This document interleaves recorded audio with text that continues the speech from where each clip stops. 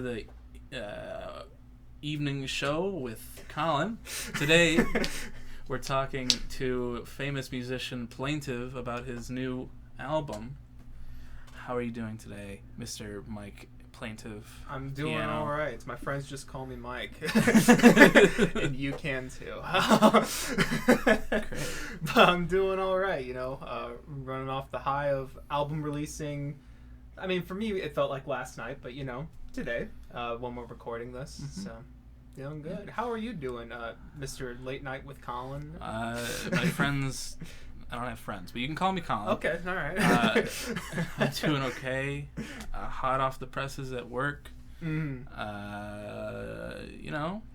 Been listening to your album quite a bit, enjoying it.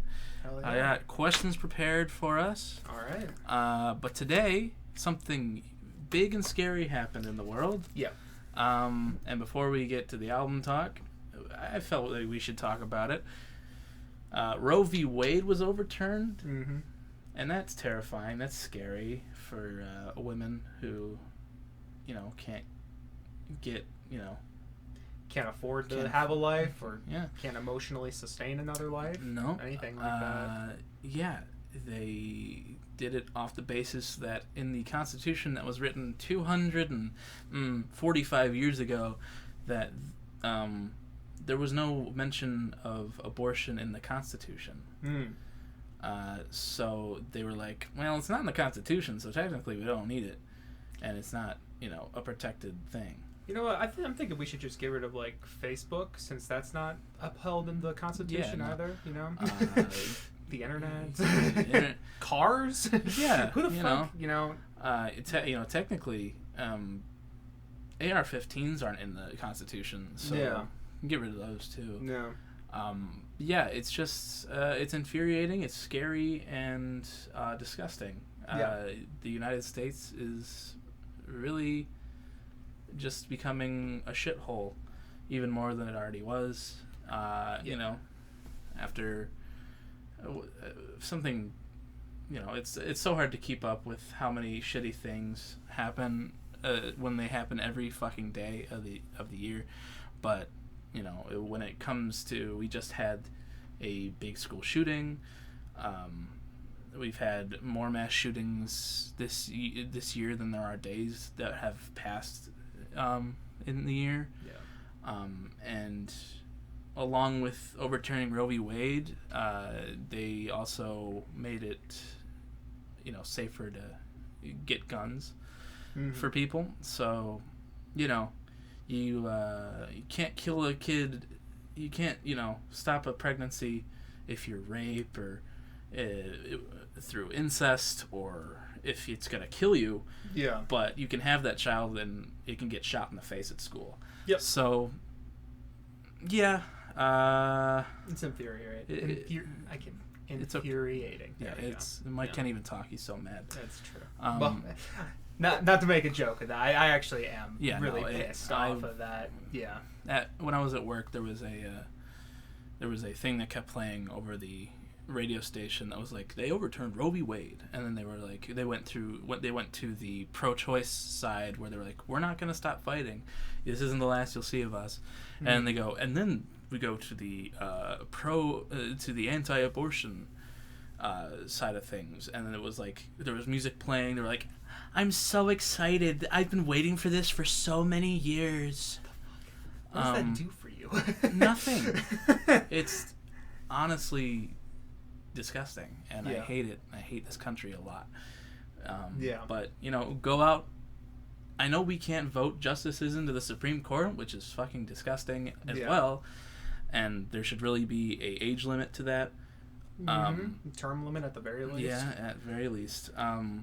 But go out and vote for in your local elections for people who will protect your right to an abortion and to everything else. Because along with this, Judge Thomas, or whatever the fuck his name is, that disgusting piece of shit, also said that we should look into the cases that go into the right to contraceptives, the right to same-sex marriage and same-sex relationships. Yep. So vote for those who will protect your rights. it matters. Your vote matters. Whoever didn't vote for Hillary Clinton in 2016, this is your fault.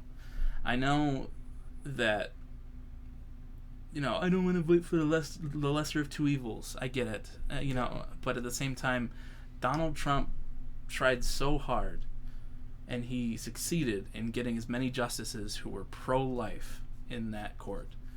And now we have this. So go vote in your local elections. Vote blue. Never vote red. Ever. It's never a good choice for your your autonomy, for your rights. It's not good for anything.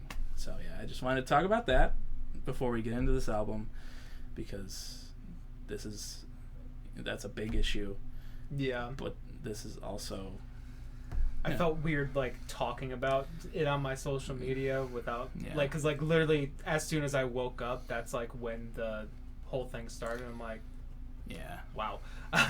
It's... I felt wrong because it's such a fuck situation. And is. it's this isn't a situation about me. I shouldn't be, But at the same time, we've worked on this for a long time. Yeah. And you deserve to, celebrate it and be excited about it. Yeah. It's just a really shitty situation in the world right now. Felt it needed to be addressed. Yes, it needed to be addressed. And, but go vote. And now we'll get into the meat and potatoes of the episode of this late night or early evening talk show. The 6 p.m. talk show. Yes.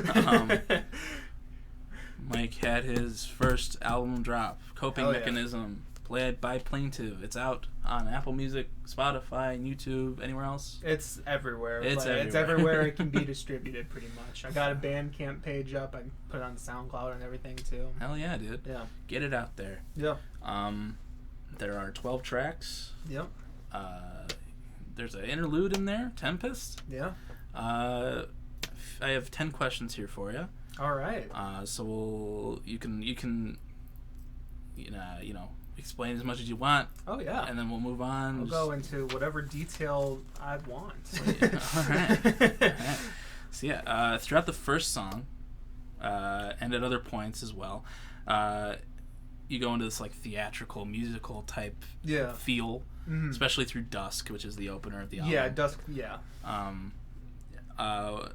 Did you mean for the album to go about like a play or a musical? Or was that a thing you were going for, or was it just a feel you were going through with that song and Burial and stuff like that? Oh, and Buried. You're good. Fuck. Wow, my interview doesn't know shit. No. I'm sorry, I couldn't be Sean Evans, okay? So I heard that you... Okay. No, but I mean... Well, I mean, I think what you're referring to with Buried and maybe in things like Honest too is the presence of the strings and the piano. Yeah. It is very musical-esque in ways. And honestly, I think a lot of those ones, not speaking on Dusk because I'll get to that in a second, but most of the other places are just because I got myself a composition degree. Well, not yet, but I'm about to. Yeah. Been doing a lot of, actual composing and everything like that. And I do really love the sound of instruments that aren't, necessarily always in pop or rock music. It's the reason why I love Panic at the Disco's Pretty Odd so much, or Black Country New Road from this year as well. There's saxophone and violin as part of all of that. Yeah. Those kind of sounds really intrigue me at the moment. So that's kind of where a lot of those come from. But when it came to Dusk, that one does have a bit of a musical feel to it. And that's definitely intentional because it's a dramatic song. Right. It's over dramatic, honestly. It's how I felt, because that's what this album is about. For those who may not know, you should go check it out, obviously. But the album is about a breakup, and the first song is the breakup itself, and then the tracks after that are my process of dealing with it, with coping with it.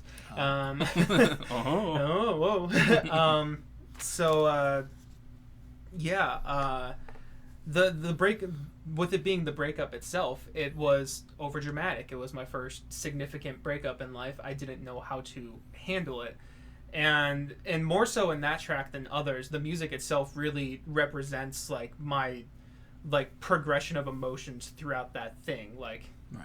for instance, like after she says, you know, I think we should break up, then like the music gets real quiet because it's not really comprehending for me. Like I'm not quite like it's not like processing, you know. I'm trying to figure it out, and then kind of all just hits me at once with the weight and then the bang, like big explosion there. That's it's supposed to have. I guess in some ways it is kind of musical like that, because it's very dramatic. It's showing a lot of emotion with the music itself and the sound palettes. So great, yeah.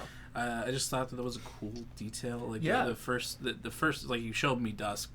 I was lucky enough to hear all these songs before you released them. Mm-hmm. But like when you showed me Dusk, I was like, wow, this is like fucking, what is this, Les Mis? Yeah. But yeah. I start singing in French. But yeah, that was really good. A great way to start the album. I know you were worried about it. In some ways, yeah. Yeah, but you know, me and my youngest brother, a couple other people, like they were like, yeah, Dusk is a great way to start the album. It's really cool. It's really interesting. And I'm glad it worked out for you there. Yeah, it's been cool in general the last like 12 hours, or well, I guess a little bit more now. But anyone who's listened to it and gave me feedback, which is quite a few people, they all have chosen different songs as their favorite one, which I take as a good thing. Yeah, no, it's variety. Yeah, you know? Yeah. So, and yeah, hearing Dusk from a few people definitely was cool to hear. Yeah. Because, yeah. Hell yeah. So, I know you're a big time signature person. Oh, fuck. And, you know, it varies between the songs here. I was just wondering if you know off the top of your head how many different time signatures are on your project here. Damn, you know me, Sean Evans. You know the questions to ask me. You're Plaintive. We have to know. All right, well, let's just go up numerically. How about that? Yeah, We're going to let's go do on it. a journey here. So, in one, I'm not even sure how to make a song in 1/4 or 1/8. I don't fucking know. I don't think it's possible, to be honest. So that doesn't exist. 2/4, there are a few times in some songs where there are 2/4 measures. In B mine, there is in the verses. It's I'm gonna. Sorry for the audio listeners, but I'm gonna kind of like count with my fingers a little bit here. But maybe you can feel what I'm hearing. It's like. Hey, 2, 3, 4. I'm just wondering how you've been. 2, 3, 4, and kind of does that. And it does that throughout the whole verses. So there's just like a 2/4 just popped right in there. And then in November there's also kind of the similar effect. It's the darkening autumn leaves fall with the weather. 3, 4, and then. So on and so forth. So that's 2. 3. Yeah, there's 3/4 is in there as well. Actually, we should. Here. Where did I put my thing? I'm just going to tally because the question was how many of them were there. Mind if I borrow your pencil, friend? Ahead, there you go. So 2/4. 2/4 and 3/4. 3/4 there is. I don't think I have a whole song in 3/4 on the album. But there in November there is a 3/4 bar in there, which is gonna be hard for me to count, but it's in the chorus. Most of the songs in 4/4. That's your scent in the cold air would shut me right back down. 2, 3, 4. Just the bar 3 thrown in there. 4. Most of the songs are in 4 mostly. Basic. Yeah, basic bitch. I know. I'm sorry. 5. There's a part in Dusk that is in 5. It's right. It's like in the transition from the dramatics to the softer piano at the end. Yeah. It's just instrumental there, so you know. But it's like when the hi-hat starts going 3, 4, 5, you can just kind of hear it a little bit. Buried is completely in 5. I think it'd be like 5/8, except for the ending. It goes into 6/8. Okay. I think those are all the instances of 5 on the record, which I try to limit myself because I do like 5 a lot. Did I count that? Yes, I did. Counting is fun. 6/8. Like I said, the ending of Buried is in 6/8, as well as all of Petals, pretty much. All of Petals is in 6/8. Another basic bitch one, I know. There isn't anything in 7 technically. Yeah, technically speaking, there's nothing in 7. And kind of same thing goes with 8, because I'll get into that. There's nothing in 7 or 8. 9/8, there's a few bars in Petals that are in 9/8. It's during the bridge part. It's I just don't want. Wait, shit. Okay, it's the I just don't want our love to fade part. It's 1, 2, 3, 4, 5, 6. Love to fade. Oh, okay. Yeah, and 9 there. I'm almost done. I swear. No. Dusk. A lot of it is in 11/8. That's a lot of the big musicality instrumental part. And the best way to count that is 6/8 plus 5/8. So you get 1, 2, 3, 4, 5, 6. 1, 2, 3, 4, 5. 1, 2, 3, 4, 5, 6. There's that, and that had actually intention, like we were talking about with Dusk representing how, like, my internal feelings felt. It's kind of like skipping a beat. That part that was pretty intentional. It's like it's like a beat is being skipped with my heart. Wow. Yeah. But that is what it felt like, though. It felt like I had like a ring. We need a sound. We need a fucking prompt for audience go on. But yeah, that's what it felt like. It felt like an irregular heartbeat that I had. 12/8, basically the ending of Dusk is in 12/8 because it's that 11/8, but then you get that extra beat because I guess I'm a little more stable. I don't think I marked that one, and nothing in 13, nothing in 14. Last one, there's part that is in 15. Oh. Yeah. Last one, I'm sorry. He asked me time signatures. You guys should have suspected this. I knew exactly what I was getting into. Yeah. A part in Honest is actually in 15, and I really love that about it because it feels like it naturally fits. It's the bridge of that song. It's the forever I'll cherish all the times we had. And the reason why I said put a hold on 7 and 8 is because 7 plus 8 is 15. That's kind of what's happening there. And it's breaking down even further. The 7's a 3, 2, and 2. So 1, 2, 3, 1, 2, 1, 2. And then right after that, the 8 is 1, 2, 3, 1, 2, 3, 1, 2. So it just gets that pattern of the... I can't count while doing that, but the forever I'll cherish all the times we had. That whole bar right there is 15. 1, 2, 3, 1, 2, 1, 2, 1, 2, 3, 1, 2, 3, 1, 2. Okay. Yeah. But it, like, works naturally, though, I feel like, in that section, which I think is fucking cool. Yeah. So, to answer your question, it looks like there are 8 different time signatures on the records that are played around with. Yeah. Great. Hell yeah. Very cool. Yeah. And then, were there any extra cuts that just didn't make it onto the album at all? Yeah. So, I think you actually even asked me this on a pod. I might have. It's okay, though, because at that time I said no. But now, you probably remember this. Over spring break, I was having an impulsive decision, and I think I even talked about it on the pod because I think it was on a Friday. I woke up, and in a dream I heard like a melody that I really liked, and I had like a whole vision for a song, just like, whoa. And I started to convince myself, like, oh wait, this would work really well at this point in the album. I'm writing this a year after everything else has been written, but fuck it, let's just do it. And I spent like that last, like, I think it was like a Friday, maybe through like Sunday or something, working on that, or maybe just like Friday and Saturday of my spring break, working on that. And at the same time I was working on Petals, and I wasn't really feeling Petals at the time, for whatever reason. And I was like convincing myself, like, I'm going to replace Petals with this song, pretty much. Like, Petals is going to be gone, this song's going to be towards the end. I think I was going to put it between November and Our Future, just to make that transition a little bit more, like, work, I guess, a little bit better. But so that song is there. I don't think I ever gave it like an actual name. But it's probably one I will flesh out in the future, and if I do, I'm going to talk about it again. Probably just like, this is originally going to be on Coping Mechanism.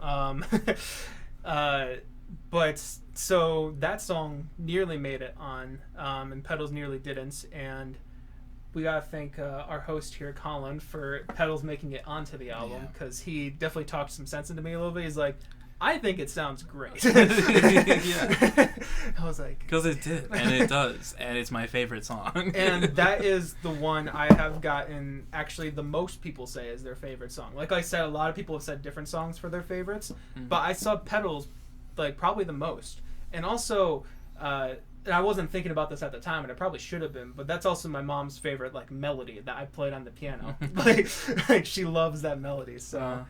I would have just done a disservice if I impulsively disappointed me and your mom. Yeah, that's the two worst people to disappoint. Your co-host and your birth giver. Like, yeah, and don't make me choose. Because he'd obviously go with me. Yeah. But so yeah, that I guess was a song that didn't make it, but it's also not fully fleshed out. Like in my head, it's kind of fleshed out a little bit, but.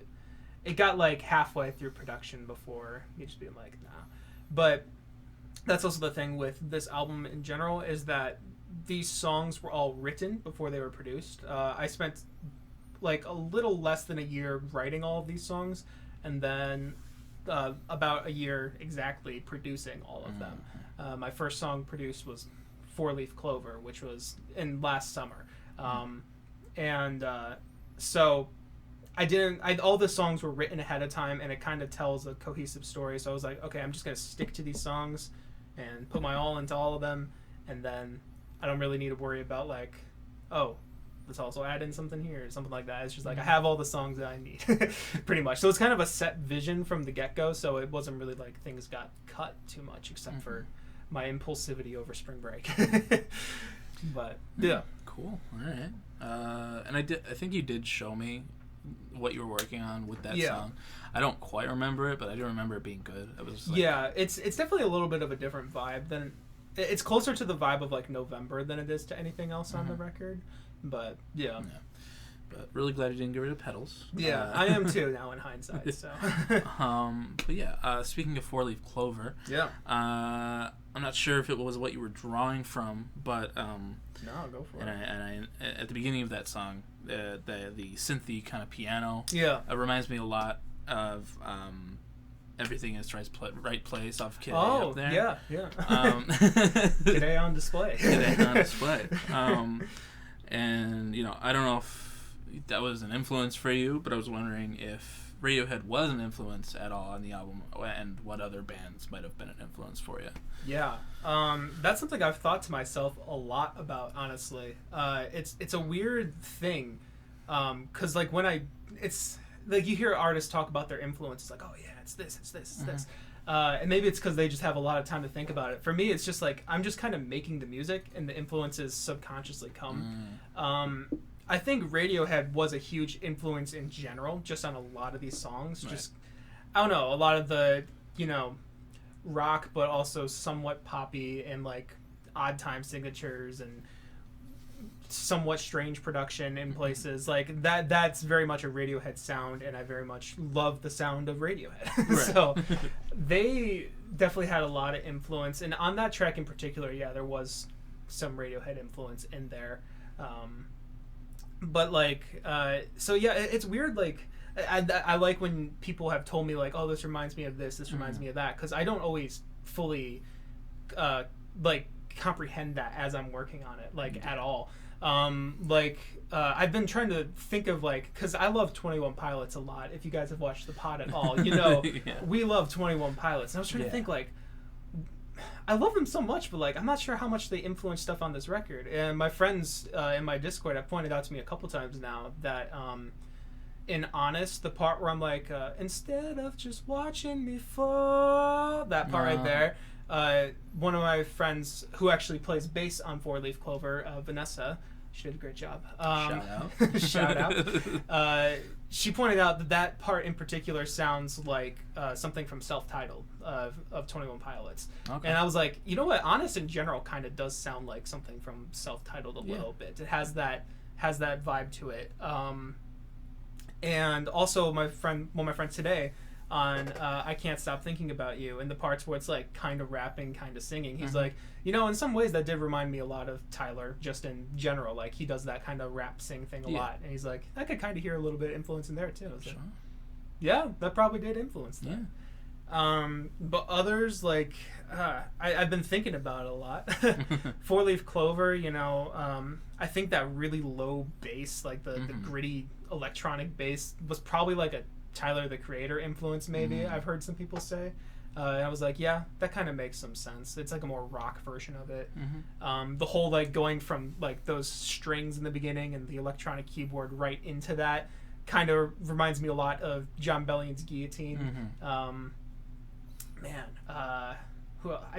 think Phoebe Bridgers had a big influence on the writing of November, the lyrics on there, and it's kind of a lyrical style I want to go into more, because those are definitely my favorite like lyrics on the album, in terms of portraying an image and story and all that kind of stuff. I felt like it's the most creative. Man, Radiohead a lot. Nothing But Thieves, I think, had some of the rock influence in there, and one of my friends said the vocals reminded me of Nothing But Thieves in some places. I'm like, that is like the highest thing you can say to me. The highest praise. Like, I don't really see it that much, but I'll take the compliment. I think I can see it in the way that you sing. Like, it's not like it's not as much like of course you sound great on the album, but it's not as much as like it's just like the style, I feel. Yeah, and that definitely could be, because like I said, I love the vocals of Nothing But Thieves a lot. There's a lot of things to love about that band, but the vocals are definitely up there. And man, there's a lot of influences everywhere. It's really honestly whatever I'm listening to at the time as well. Like, for instance, I was really into Ants From Up There, Black Country New Road, at the time I was producing Pedals. So I think the piano choice that I went with on that song really reflected something that would have been on that record, like Haldern a little bit, if you remember that. Like, it reminds me of the piano a little bit on there. A lot of the production choices I made post Ants From Up There kind of were like, I want this to sound like that. Because I love that album a lot. Yeah, it's great. Man, I'm trying to... There's probably, you can name an artist and there probably is a little bit of an influence of them somewhere in there, but yeah, those are some of the bigger ones that I've consciously noticed. So yeah, it's just like when I was listening to Four Leaf Clover, you know, it starts with that dun, dun, dun, you know, and then the opener on Kid A is that and it was just like, it's a little something. And like I said, I'm glad when people actually mention that to me, because I've never really connected that part to being Radiohead-esque. Because once the bass actually comes in, it kind of, I realized I was like, that's kind of similar to a Radiohead track. Because in my song, it goes with the dun dun dun dun dun dun dun. There's a Radiohead song called Deck's Dark on a Moon-Shaped Pool, where there's like a guitar solo that goes down, burn down. So like, I think I subconsciously took that and then expanded upon it. So that's what I always pulled the Radiohead influence from. But you're totally right. That keyboard sound, I probably was like, oh, this sounds a little bit like everything in its right place. But yeah. Yeah, that bass also on Four Leaf Clover. I did listen to a Moonshaped Pool semi-recently, and I can kind of remember that. Yeah. But the bass also reminds me of... like Do I Want to Know off of AM by Arctic Monkeys. I could. It's that like fuzzy bass sound. That, like, but yeah, I like hearing influences in people's music. It's really cool. I love hearing them about mine too. Even if you don't realize, it's still cool to see. Next question here. What was the hardest song to write and record, and what was the easiest? Well, write and record are probably different ones, honestly, to me. Oh, okay. Yeah. Hardest song to write, because like I said, the writing process and the recording process happened about a year apart for most of these songs, so that's why there's like a distinct difference.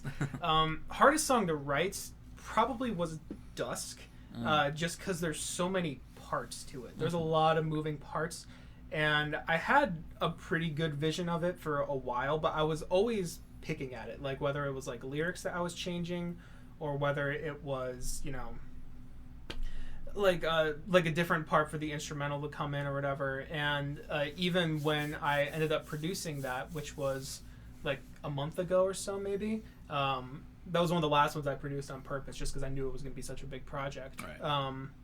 Even when I did produce it, there were parts that were rewritten, so that song was probably being written for like little over a year or so, just like being picked at and being changed around. A whole section was added when I actually went to produce it.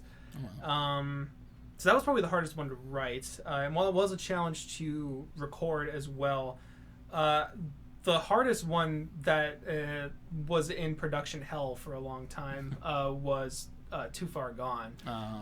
And you kind of, I was kind of showing it to you, 2 weeks ago now? Or was that last week? I think it was last week. It was 2 weeks ago, because I put them in a week before. Oh, yeah. Or was it? I don't remember now. But I was showing you, like, what was basically no, it was last week, because I was showing you, like, a rough draft, and, like, I finished it that night. Okay, yeah. Yeah. Too Far Gone was left in a rough draft state for a long time. It was probably, like, I think the third song I started producing, and then it was the last one I finished. And that was probably about like 9 months or so in between there. Yeah. A whole child could have been born during that. But yeah, no, that one just, there was a lot of, that one was the hardest for me to translate, because all these songs had to be translated from me playing them on the piano and singing them to, you know, a whole backing band that's electronically produced. And for most of these songs, I was like, some of them I had a very clear idea of like what I wanted them to sound like Honest, and Honest 2 for the most part as well. But like some of them I was like, how the hell do I just do this? Like, and Too Far Gone was one of them. I was like, I really love playing this on piano and singing it, but this needs more to it. And I'm like, I don't know if I should add in synths or drums. What should the drum pattern be for this and all that? And it just was a long time of not knowing what to do with it until it was almost time to, you know, finish it up. I'm like, well, I'm gonna finish it. But I've heard good things about it since, so I'm like, okay, I can rest easy at least knowing people are liking that song. Yeah, Too Far Gone is up there for me as well. Yeah, so. And part of that was like those vocals were recorded like when I first started working on it, so like many months ago, and I think that was originally supposed to be like placeholder vocals a little bit, but then I just couldn't ever do them that well again. But there's also parts where it's like a little out of tune. I'm like, okay, it adds to the rawness of it, I guess. So, yeah, that was definitely the hardest to record. Easiest to record now, Tempest. Right. Yeah. Tempest was done in like 3 hours maybe. Okay. It didn't take too long, but I knew the vibe I was going for. That track came about because I wanted something to go from Too Far Gone to Honest and kind of like transition it a little bit, you know, from mellow weeping to being like, fuck you. Fuck you. I wanted something there to transition it, to give it a little bit of a tone change. So I was looking through some old recordings I had, old like little demos I did in like GarageBand or something a long time ago, and I did find one. I found one of that vocal melody, the da da da da, that being played on piano. I was like, oh, that's really cool. And then I remembered I actually came up with that with my friend from high school. His name's Nico. We were just in the band room dicking around because we had nothing better to do, and we were on the piano. He was like, hey, I found this cool piano melody. He played it for me, and then I added like the harmony to it, and it was like, oh, that sounds really cool. So like I guess I went home and just like wrote that down because I'm like, that's a cool thing. And then when I was looking through things, it's like, oh shit, that could work pretty well actually. It's in the same key, and yeah. So I like DM'd him. I was like, hey, you cool with me using this on an album, you know, somewhat shitting on someone, you know. He's like, yeah, I don't care. I was like, hell yeah. Just and he's been super cool about it too. And I'm glad with how that turned out, but like it was a pretty quick process. I was like, well, I want this to be ambient and like kind of, you know, like that heavy bass hit that and I guess I had to spend some time writing those lyrics because but like I don't think I spent too long on it. I'm happy with how it turned out, obviously, but yeah. And easiest song to write, let's see. That's a good question. Hold on, I'm going through my head right now. Because all of them took... The writing process is the furthest removed from me. Right. Let's see. It may... None of them were, like, super, like, easy to write. Or easy to record, right? That's what I'm on, yeah. You're on easy to write. No, I am on... Yeah, you're right, yeah. I'm on easy to write. Honestly, well, I remember I had some trouble with Our Future for a second. None of them were like super like, oh my gosh, write this so easy, it's all done. I definitely spent like a few days at the very least on like all of them, like really putting my all into them. Probably the easiest to write though may have been Petals. That may have been the one that was done the quickest. But some of them were written a long time ago too, and Petals is one of them because that was written in like 2019, so pre-breakup. It was about going to college originally. So like it was supposed to be intended as like a flashback song, and that's actually one of the reasons I also ended up keeping it because I'm like, well, you know, it doesn't have to, because I was like, how do I make this sound like a flashback? And then I'm like, well, what if it just isn't? What if it just sounds like remembering or something, you know? And it works in that context as well. So, but yeah, that was written while we were still on good terms. But you know, the rest of the album. And yeah, same thing with Too Far Gone as well. Too Far Gone was as somewhat embarrassing as it is to say. That was written about just a crush I had like in high school. Some of the lyrics were changed to fit this scenario better, but most of that track was written about a crush, and very over dramatic when it came to that. But when I ended up going to find songs for the album, I played that one at my piano and sang it again like after the breakup, like for like the first time in probably over a year, and I literally just cried my way through singing it. Like I was like, oh fuck, why was I writing this like for a crush? This hurts now. And I was like, okay, this needs to be on the album. But yeah, so like even though some of them are older, they still apply to the situation and like share the same feelings that I had at the time. Yeah, so mini story behind that one as well, but yeah. Yeah, cool. Yeah. And then speaking on that transition between Tempest and Honest, into Honest here, I don't know if these songs, you were just talking about it, but I don't know if these are all like, I mean, obviously they weren't all written in real time, but when it comes to like Honest and Honest 2, you wrote Honest first, correct? No. Finish the question, and I'll explain because I'm gonna go on a tangent. Yeah, because like Honest, I'm interested in hearing this because like Honest, like, you know, you're mad at her, and then Honest 2, you're like realizing that it's not all her fault. Yeah. So I was wondering, did Honest 2 take, you know, it come a while after Honest, and then just get like kind of melded into Honest? Yeah. Or was it just like instant right after Honest? Yeah, I'm smiling because low-key I wanted to talk about this at some point. Okay. I'm glad you're asking the question. Of course, yeah. Because I do think it's really interesting, and it's definitely the most philosophical I get with myself without, you know, actually talking about it in the album itself. But those two were written at like pretty much the same time. They were being written like simultaneously.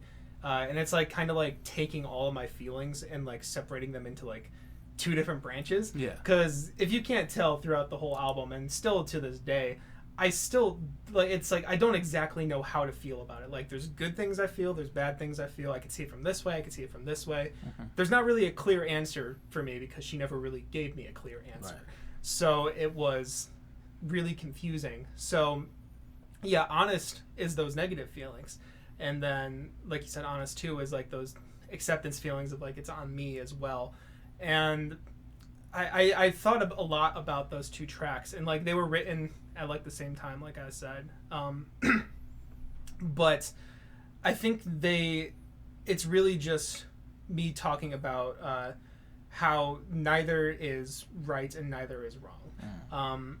I don't agree 100% with anything said in like pretty much any of these tracks except Our Future anymore. But like I don't think Honest or Honest 2 is telling 100% of the story. I don't think either of them are. I think the truth is somewhere in between them. But it's not something I can even find. It's just separating those feelings. Some days I felt like Honest, some days I felt like Honest 2.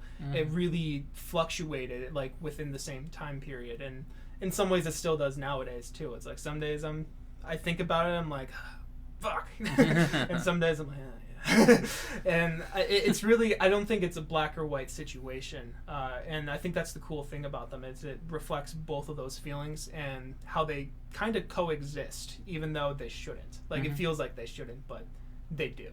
There's not like a clear answer to it, I feel. Right. So, yeah. Cool. Oh yeah, I was just like really curious about that. Yeah, no, yeah, I find that to be interesting. Like that neither is 100% right or wrong in my opinion. Very cool. Yeah. And then like this isn't one of my questions, it's just like kind of playing off this. Was the track list always like I know you were moving around a little bit, but like did you have like it's gonna start with Dusk and then end with Our Future, or and then in between you were kind of just like fluctuating, or was it just like did you have like a solid idea for the most part? It kind of went through stages, because it wasn't like I got broken up with and I was like, I'm gonna write an album. Right. Yeah. Because a good chunk of the songs were kind of just written during a time period. Honest and Honest 2 being one of them. They were written during a time period, and I was just like, well, this is kind of like reflecting something. Like I'm like, I can tell this is doing something. Like I'm like processing my feelings through music a little bit. And I thought just like in my head, like, oh, it would be kind of a cool idea to talk about all of the feelings and then, you know, do all that. So like some of the songs just existed. I was just writing songs to help myself process emotions. It's a coping mechanism. Yeah, exactly.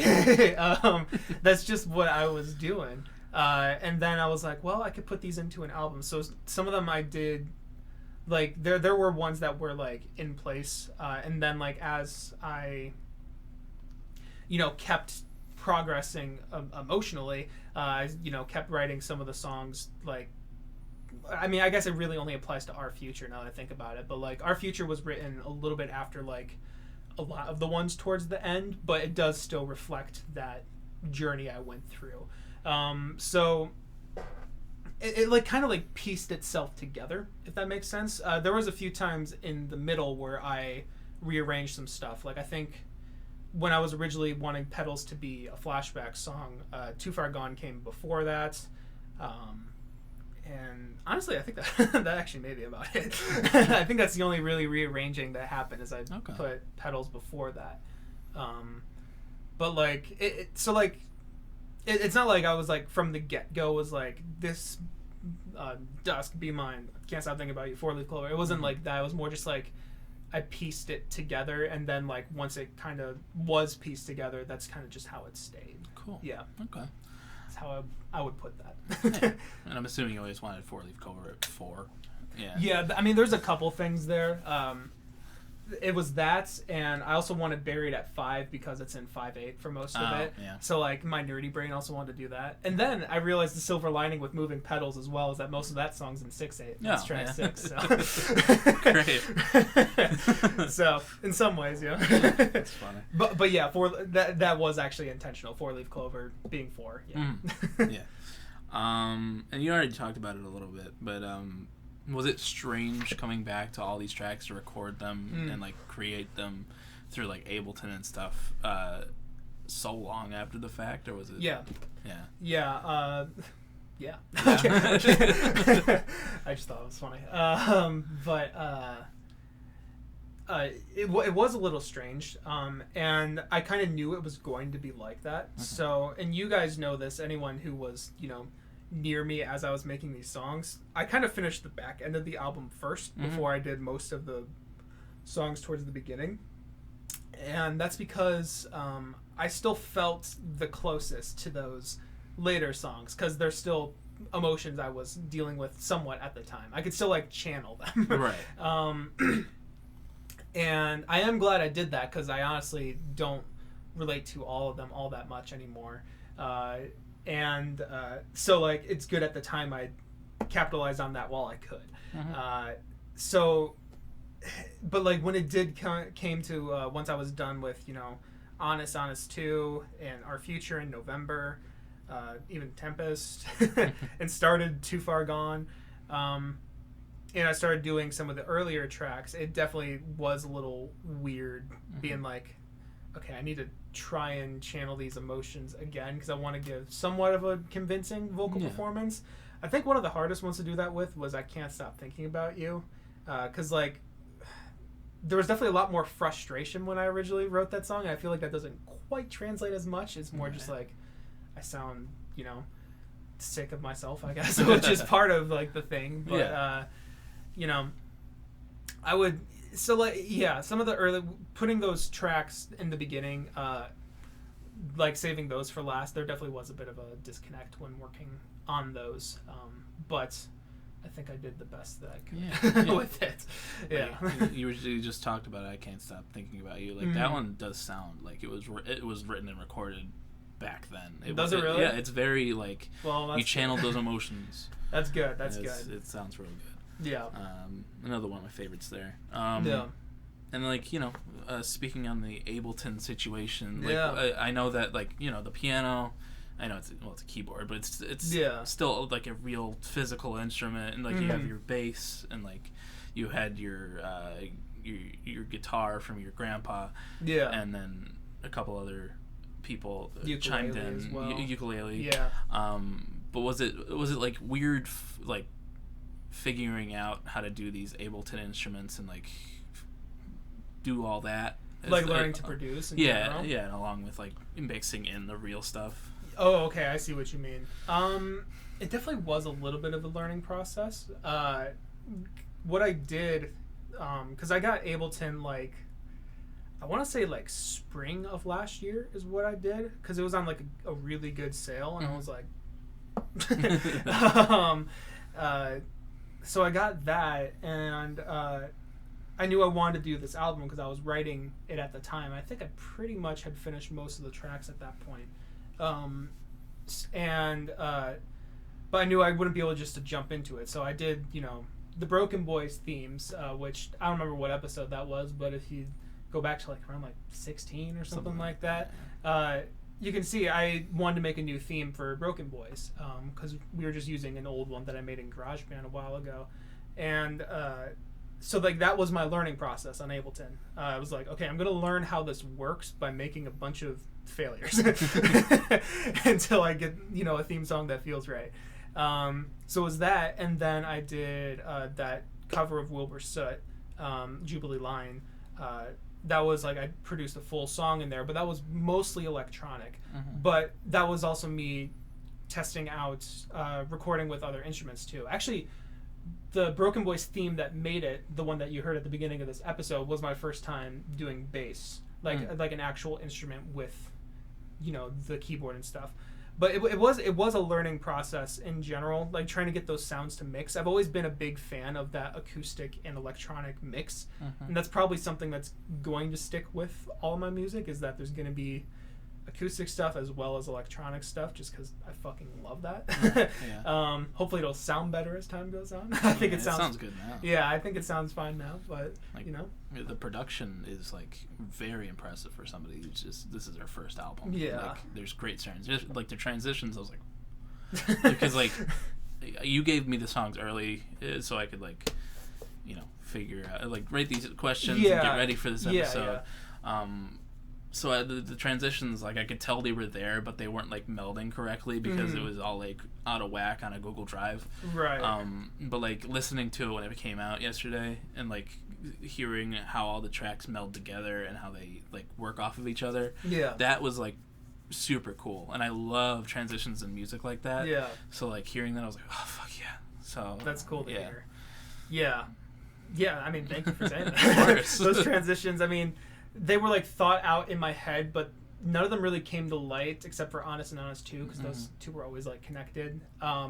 None of them really came to light until like 7 a.m. of the day I uploaded them, because that was one of the things I was doing, was like putting them together and like, okay, now let's actually make them transition. I was like, oh, that's so cool. It was satisfying for me too.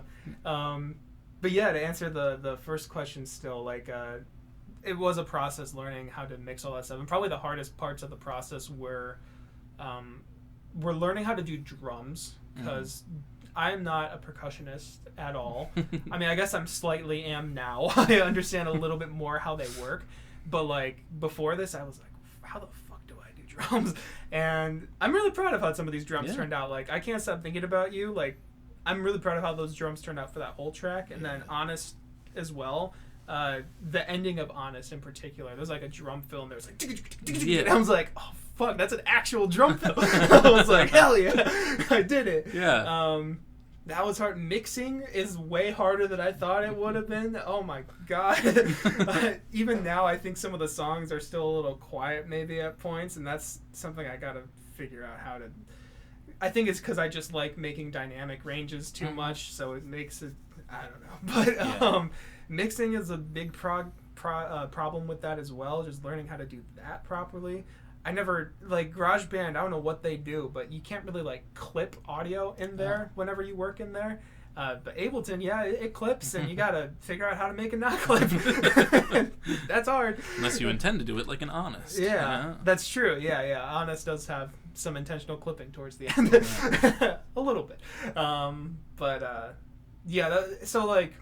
Yeah, the original question was like about mixing acoustic instruments with electronics, right? Yeah. I mean, like, it's anything like I was just interested in how getting used to Ableton was, and like, but I mean, it was mostly the mixing that was a big problem, or I shouldn't say big problem, but like it was a learning process. But yeah, like there was I forget which song it is, but there's this weird like dripping kind of like. Oh, it's buried. Like, yeah. I was wondering what is that, because it was like when I was listening to it on the drive, I had my like AirPods in, humble brag, and and like there's this when they kind of stop connecting, they do that weird like Bluetooth is disconnecting sound. Oh, okay. It kind of sounds like that. I was like, what the fuck's wrong with my AirPods? No, it's like in the song. Yeah. So it's like what is that? To be completely honest with you there, that was because I had showed you Buried like almost right before that. Like right before I put the album like up to upload. And it was mostly just like I still need, because like that whole like end section, or not end section, but like middle to end section of Buried is supposed to be like kind of like this weird disorienting thing, like sound effects and all that. It was mostly just I was looking for a sound effect that I needed, and I was like, this will do. So to be completely honest with you, that's what that is, and I'm like, well, it's there now. Yeah, so, I mean, it's cool. It had something. It's a little. It is kind of supposed to be like that little like, huh? Right before like the drums start like, like doing like that. It's I guess it gets you used to the. Like showing you this is supposed to be kind of odd here. Yeah. Cool. Yeah, it's just like that, and then there's that part in Honest where it's like in your ear. Oh yeah. Like when you first showed me that, it was like December. It was the four of us, you, me, Vince, John. Yeah. We were doing a like Secret Santa thing. We were all just kind of like sitting around. And you showed us these songs. That's right. That was the first time you heard that, because I showed Vince that one first. Yeah. Yeah, and it was like, whoa, like that shit was so cool. Yeah. And like that's why I know when we did our like Every Artist Ever, I said that Honest 2 was my favorite, but I think that I meant Honest. Gotcha. Because Honest 2 is great, but like that whole part in Honest where it just goes crazy, that was like, whoa. Yeah, and I know we're not on questions right now, but like I want to talk about that as well. That was like a happy accident, kind of, because what originally was supposed to happen there, because like I said, I like pretty much had these songs mapped out in my head, like what I wanted, and Honest was one of the more clear things that I knew, like I want this track to sound like this, and that whole last chorus was supposed to sound pretty close to how the other choruses sound, except with like a little bit of electric guitar in the background. It was what the original intention was for that. But that was my first time working with electric guitar. It's Vince's. Shout out to Vince for letting me use that. And I plugged it in over there on our little mixer board, and it was just making this like noise that like this like. It was like a almost like white noise or something, but like it was constantly there, and it was really bugging me. I'm like, I can't get rid of this fucking noise, and you can actually still hear it. It's I'm not sure you don't have like the songs like memorized, but it's like right in the like small transition between like when it's popping off at the very end, and then it transitions to that little piano at the ending there. There's like a little noise. It's like yeah. That's the noise, Oh. and I couldn't get rid of it, and I'm like, what the fuck? So out of frustration, I just distorted the shit out of the guitar. I was like, maybe you'll be gone now, and it was, and I was like, wait, that sounds fucking cool. So what just turned from what was supposed to be another chorus of the song with just a little bit of electric guitar to spice it up turned into like this bombastic ending, which I'm like, this fits even better with like how those feelings felt. Just like, gotta be honest, like, bah, like, and it was just, that was like a happy accident, and like it was one of the only times when like a song like changed from how I envisioned it in my head. And I was really happy with how that turned out, because that's one of my favorite parts of the album too. I'm like, that actually sounds fucking awesome. Yeah, it's very standout. It's very, very good. Yeah. But yeah, like speaking of your favorite parts of the album, I know these are all kind of your children here. Yeah. But I was just wondering if you have a favorite track on here.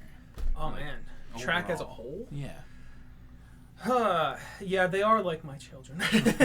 I have love for, like, there's something about each song that I think is the best of its kind on the album. Like, whether it's best lyrics, best production, best whatever. As a whole, though, it probably, it has, for me, it has to go with Our Future. Just because that's the song I still relate to the most. And that's kind of how it was written, just as a bit of a standstill. It's like, this is how it is now.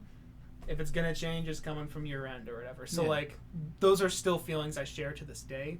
And also, I just really like how the production in general turned out on that one. Like, I really like the thing it builds up into, as well as just the groove that the first part of the track has, with the uke and the constant little drum beat in there. For me, I don't know. I just really like how that track turned out, and I like the lyrics a lot still. So. Oh yeah, it's a great track. Yeah. I do love the way that November transitions into it with that little ending part. Yeah. And all that.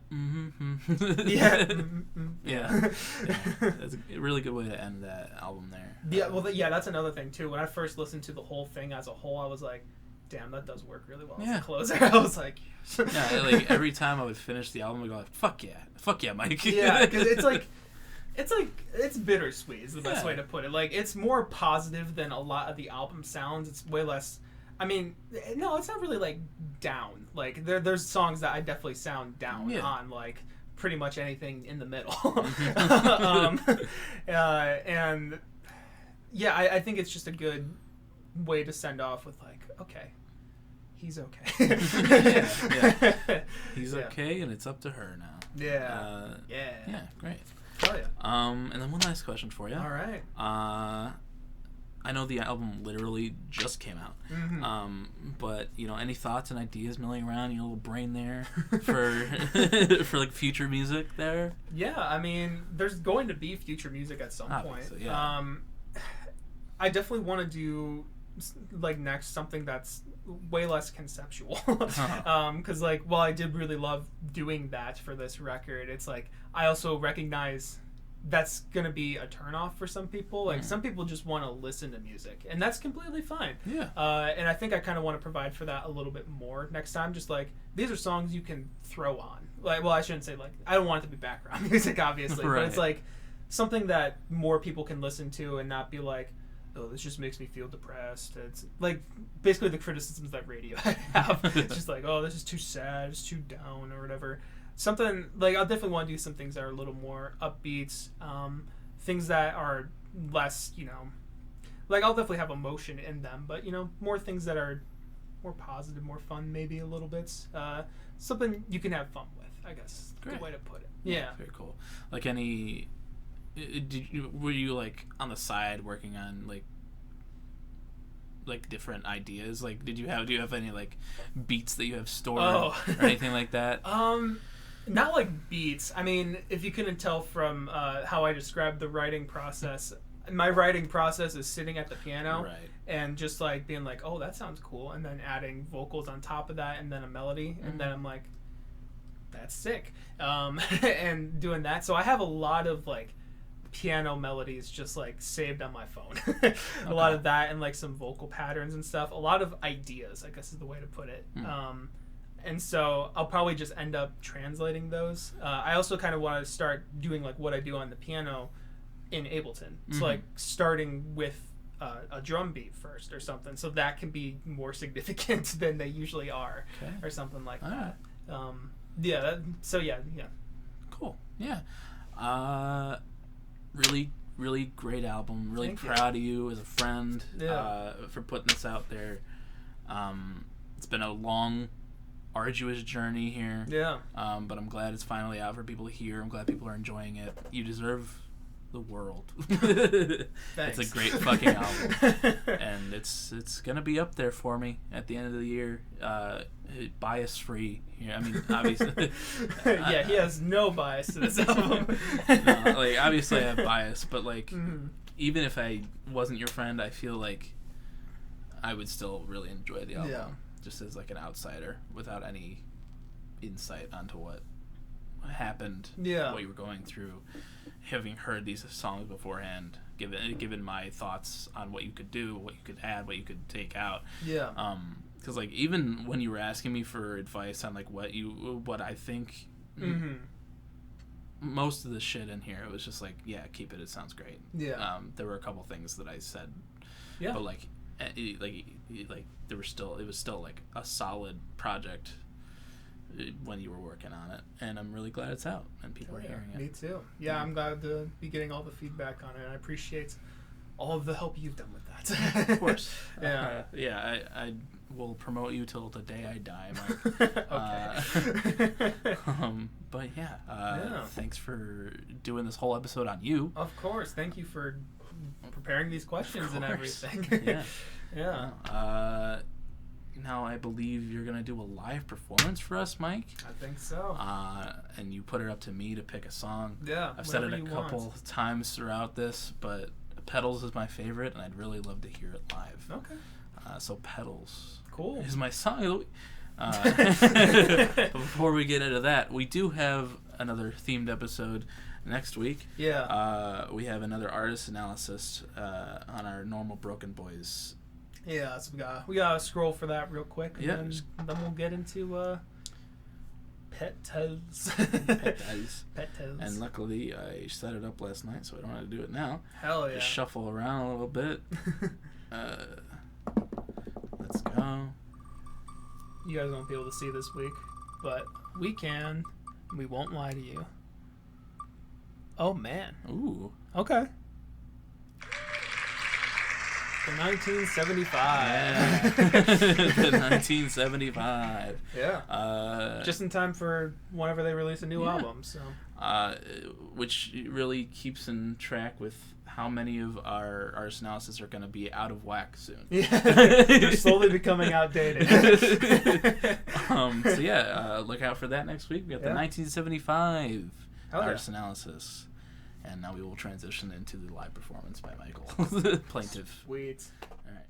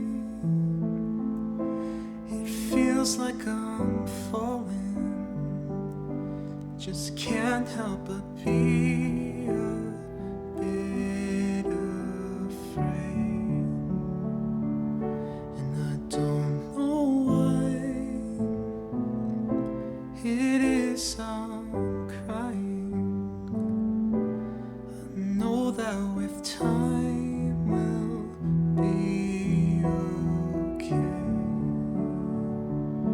What keeps me alive,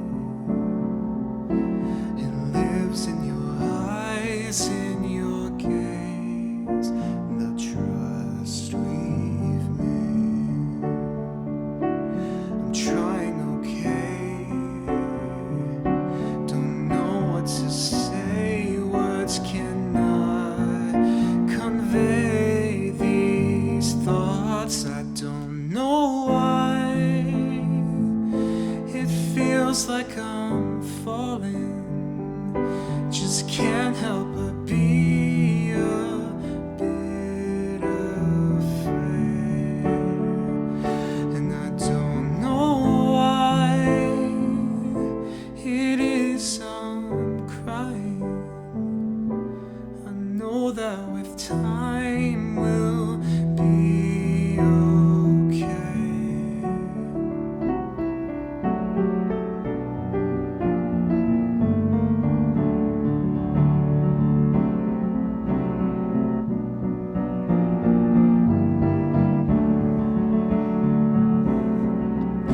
I just don't want our love to fail.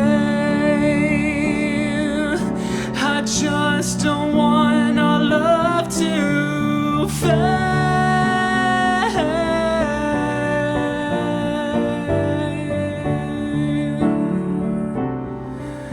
I just don't want our love to fade, to fail.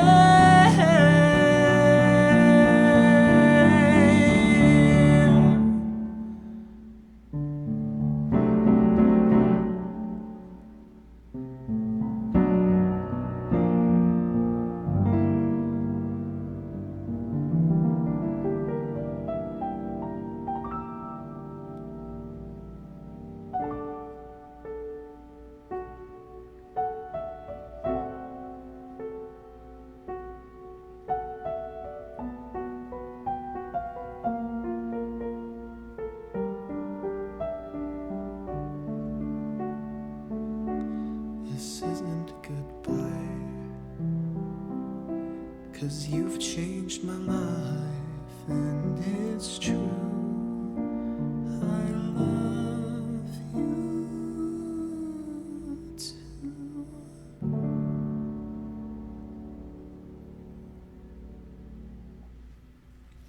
Yeah, ooh, yeah, baby. Well, that was Petals by Plaintive. Yeah. Thank you so much for being on the show. Thank you.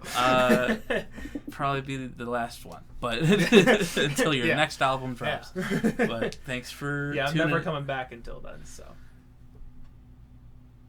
Thanks. Thanks for watching the early evening afternoon show with Colin and Plaintive Mike. Plaintive Mike. Hope you enjoyed, and we'll see you next week for normal BrokeN Boys content. See you next week.